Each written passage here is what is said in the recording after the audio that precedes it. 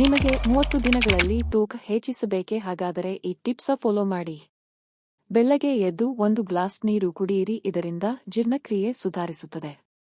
ಬೆಳ್ಳಗ್ಗೆ ಸರಿಯಾಗಿ ಆಹಾರ ಸೇವಿಸಿ. ಇಲ್ಲವಾದರೆ ಪೂರ್ತಿ ದಿನ ಸುಸ್ತು ಆಯಾಸವಾಗುತ್ತದೆ.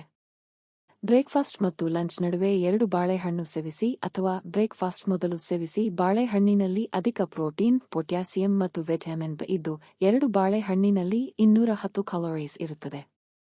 ಮಧ್ಯಾಹ್ನ ಊಟ ಸರಿಯಾಗಿ ಸೇವಿಸಿ. ಊಟದಲ್ಲಿ ಮೊಸರು ಸೇರಿಸಿ, ಇದರಿಂದ ಜೀರ್ಣಕ್ರಿಯೆ ಉತ್ತಮವಾಗುತ್ತದೆ.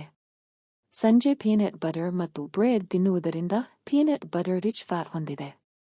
ದಿನಕ್ಕೆ 2 ಟೇಬಲ್ ಸ್ಪೂನ್ ಪೀನಟ್ ಬಟರ್ನಲ್ಲಿ 188 ಕ್ಯಾಲೋರೀಸ್ ಇರುತ್ತದೆ. ಇದು ವೇಟ್ ಗೇನ್ ಮಾಡಲು ಸಹಾಯವಾಗುತ್ತದೆ. ಅಥವಾ ಕಡಲೆ ಬೀಜ ಮತ್ತು ಬೆಲ್ಲ ಸೇವಿಸಿ, ಇದು ಹಿಮೋಗ್ಲೋಬಿನ್ ಮಾಡಲು ಸಹಾಯಕವಾಗಿದೆ.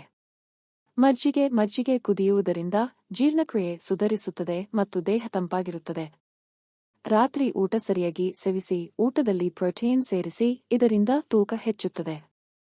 ತೂಕ ಬೇಗ ಹೆಚ್ಚಾಗಬೇಕಾದರೆ ದಿನಕ್ಕೆ 500ಕ್ಕಿಂತ ಹೆಚ್ಚು ಕ್ಯಾಲೋರೀಸ್ ಸೇವಿಸಬೇಕಾಗುತ್ತದೆ ಮತ್ತು ದಿನಕ್ಕೆ ಸುಮಾರು 3 ಲೀಟರ್ ನೀರು ಕುಡಿಯಬೇಕಾಗುತ್ತದೆ.